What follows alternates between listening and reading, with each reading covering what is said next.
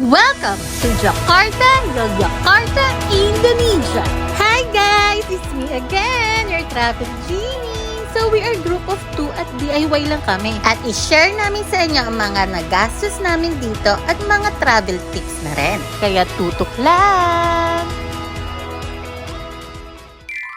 Ayun, syempre nandito tayo sa NAIA 3. Ang una natin gagawin ay magbabayad ng travel tax worth 1,620. Dito na kami nagbabayad sa airport kaysa sa online kasi kapag sa online may additional na 50 pesos. Sayang rin yun, 'di ba? Kaya dito na lang kami, konti lang naman ang pila. At dito kami bumili sa Cebu Pack ng aming ticket, Manila to Jakarta, Jakarta to Manila worth 3,785. 'Di ba?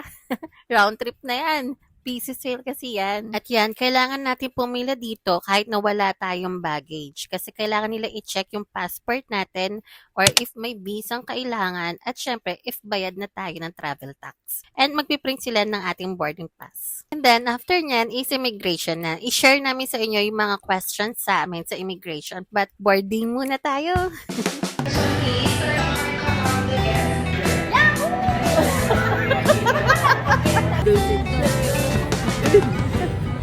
At 4 na oras ang biyahe namin. May 1 hour difference ang Indonesia time tsaka PH time. So, magkakaroon kami jet lag. Oh no! Hindi tayo makakatulog nun. Oo nga. Na-experience mo na ba yung magkaroon ng jet lag? Hindi pa ma'am. Ngayon pa lang siguro.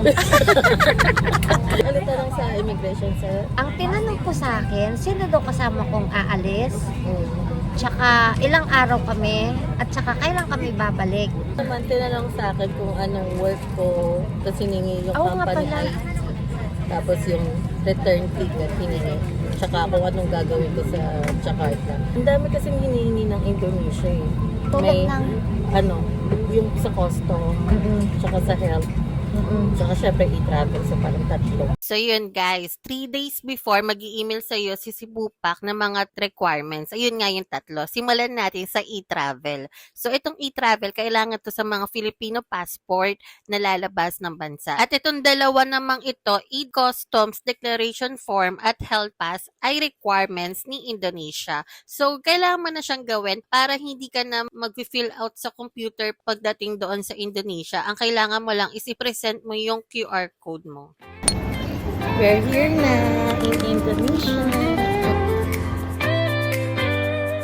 Ayan. So, ang una natin gagawin is mag-money changer tayo. Tag 1,000 pesos muna kami kasi alam naman natin na mahal ang palitan dito sa airport. Pero, it's very wrong pa rin kasi nagpapalit kami ng peso sa VIP money changer sa city. Ang baba ng palitan. Mas maganda kung magwi-withdraw ka ng GCash sa ATM na lang kasi ang GCash conversion is okay siya. Meron nga lang transactional fee, 50,000 rupiah per transaction. Katapat lang na money changer is bumili kami rito sa Telkomsel ng SIM card.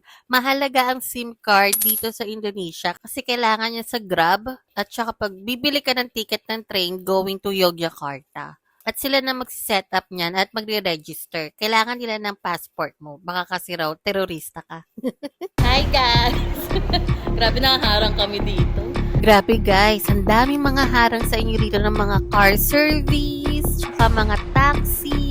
Ang mahal, times 2, times 3 ang offer nila kaysa sa Grab. Sasabi pa nga nila na wala na raw Grab ng mga ganong oras kasi alas 12 na ng madaling araw. So kami, ginawa namin, sinearch namin kung asan ba talaga yung Grab station.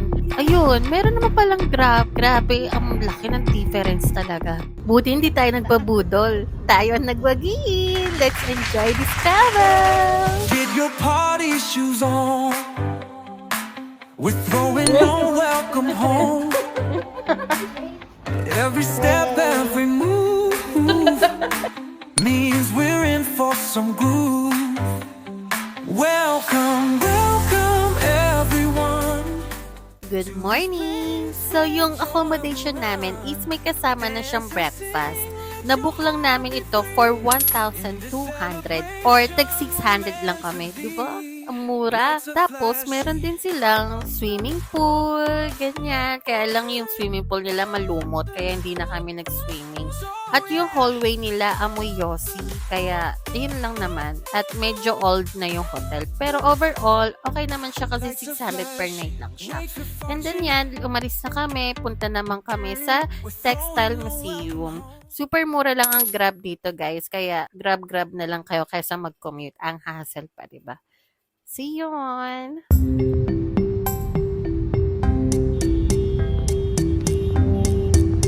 Buah kelapa, buah papaya, same-same. Grabe, guys. Super Kalau ente warga Jakarta, pasti balik kemari aja. Nandito na kami sa Textile Museum. So, nagbayad kami ng entrance fee, 50,000 rupiah. At iba pa dyan yung bayad sa batik workshop. Same lang sila ng price, 50,000 din. Kilala ang Indonesia sa batik. Yung batik, yun yung tela na madisenyo, maganda, maraming kulay, maraming design. At yung batik ay ginagawa sa pamamagitan ng wax. Tapos, kukulayan nila yon. Ang sayang gawin nito, guys. Para kang bumalik sa MAPE subject mo. Tapos, meron ka pang souvenir pag-uwi, di ba? Ang galing. Meron kang panyo. We made it in Indonesia! Hooray! Kailangan bilisan nyo, guys, kasi bawal.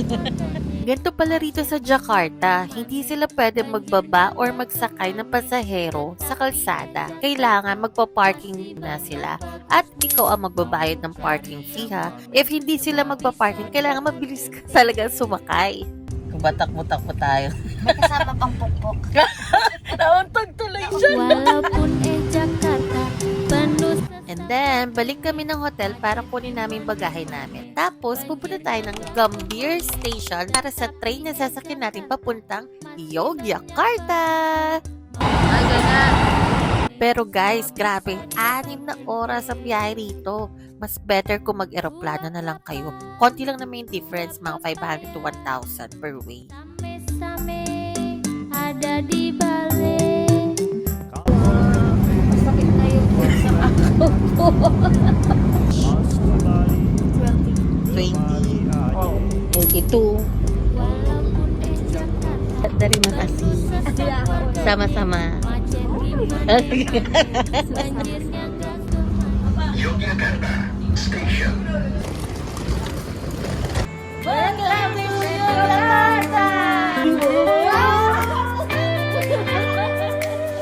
Get your party shoes on. We're throwing no welcome home. Every step, every move. Another 1 hour biyahe na naman tayo, guys. Papunta naman tayo sa accommodation natin sa Borobudur. Kaya, konti na lang biyahe. Where joy will run. Dance and sing. Andito na kami sa bago namin accommodation. Unfortunately, ang saksakan is pabilog na naman. Thank you for watching all the way through. I'm your travel genie and hope your travel wish will come true. So